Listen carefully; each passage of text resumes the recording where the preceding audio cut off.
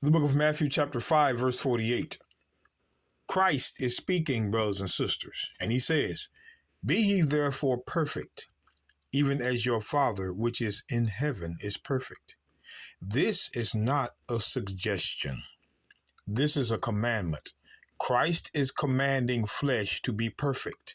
Perfect is without sin.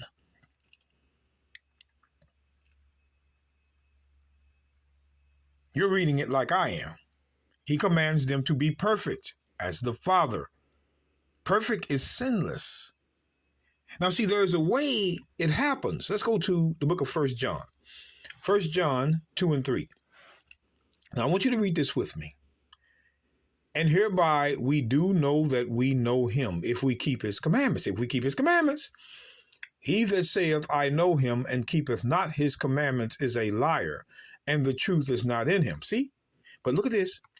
"Whoso keepeth his word," the word is the commandments in verse 4. That's what the word is. See, the commandments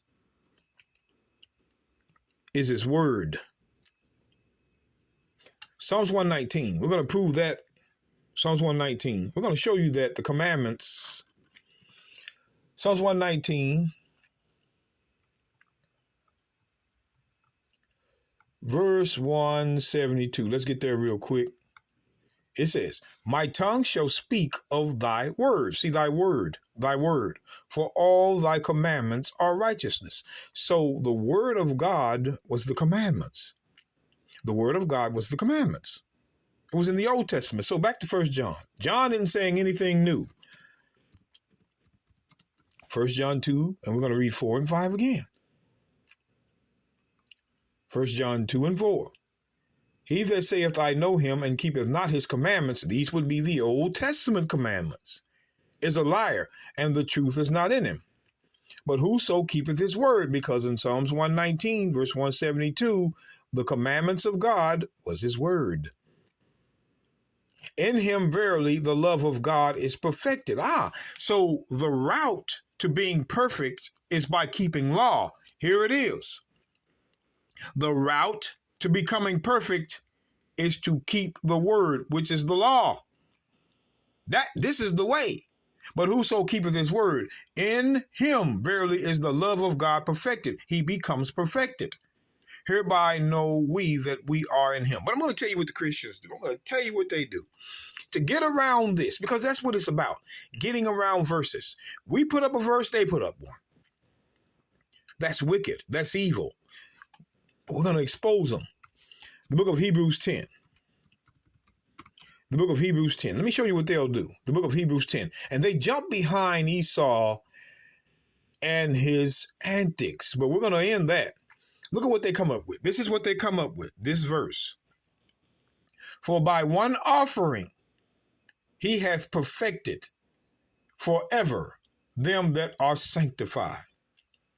See, the Christians teach that you're perfected by the offering of Christ, not through keeping the law. Again, the Christians say you are perfected, made perfect by the offering of Christ and not by keeping the law. But what they won't tell you is this. Let's read it one more time. "For by one offering he has perfected forever them that are sanctified." He didn't just perfect anybody by his offering. I'm going to say that again. He did not perfect anybody by his offering, any sinner, any person. He perfected them that are sanctified, sanctified, sanctified. So what does that mean? If he perfected them that are sanctified, how was he sanctified? I'm talking about the man, of course. The book of John 17:17. You lying Christians, you're liars. We're going to show you how you're sanctified. The book of John chapter 17. The book of John 17, verse 17. I'll start in 16. "They are not of the world, even as I am not of the world. Sanctify them through thy truth. Thy word is truth." So you are sanctified. Let me read it. I'm going to read it, then come back up. Verse 18. As thou hast sent me into the world, even so I have sent them into the world. And for their sakes I sanctify myself, that they also might be sanctified through the truth. So you are sanctified through the truth. That's how you're sanctified, through the truth. Now I want to go back up. What does this mean? Sanctify them through thy truth. Thy word is truth. So his word is truth. So what is his word that is truth? Psalms 119. Psalms 119. Psalms 119.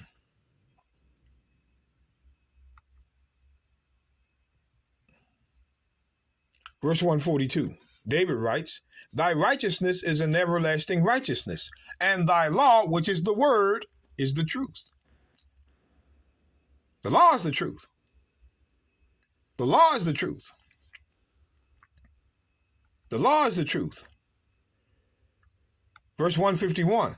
Thou art near, O Lord, and all thy commandments are truth. You're looking at the truth. The law. The law is the truth. That's the truth. Malachi 2. Come on now. Malachi 2 and 5. My covenant was with him of life and peace, and I gave them to him for the fear wherewith he feared me, and was afraid before my name. The law of truth was in his mouth. There is no other truth besides the law. Iniquity was not found in his lips. He walked with me in peace and equity, and did turn many away from iniquities. Now, you know what the Christians will do? Again, it's a verse for a verse. It's always a verse for a verse. They'll go, well, that may be so, but when it comes to the New Testament, it says here, it says in John 14 and 6, the Messiah said unto him, I am the way, the truth, and the life. No man cometh unto the Father but by me. So see, Christ is the truth. It's no longer the law. It's Christ now. But Paul didn't say that. Romans 2 and 20. What Paul say? What your boy say? Romans 2 and 20. Where's the truth at? Romans 2 and 20.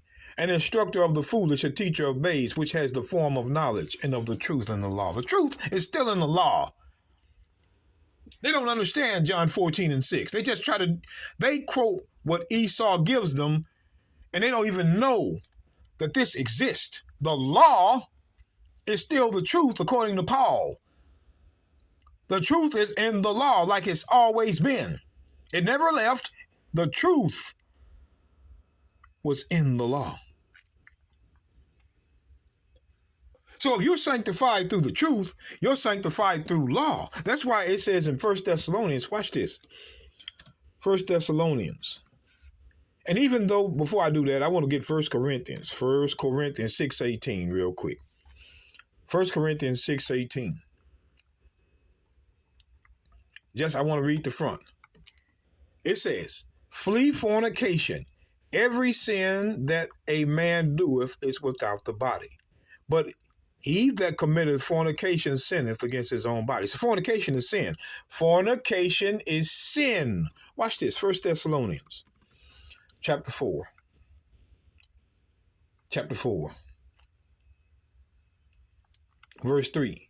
It says, for this is the will of God, even your sanctification. Watch this. That ye abstain from sin. You cannot be sanctified in sin. You cannot be sanctified in keeping Easter, Christmas, baby day, dog day, cat day, bird day, tree day. You're only sanctified in the law. You are not sanctified and you're a sinner. But these Christians think your old grandmother, I'm sanctified, and doing every sin around the corner. Pork, lobster, crab, catfish. But she's supposed to be sanctified. See, that is what a slave believes. You teach this to these people right here. And then these people right here today are the same. They don't have Bibles. They believe what the pastor says, not what they read, but what the pastor says. No sinner can be sanctified. So when Christ sanctified those, when Christ died for those that were sanctified, he died for those that were sanctified in the law.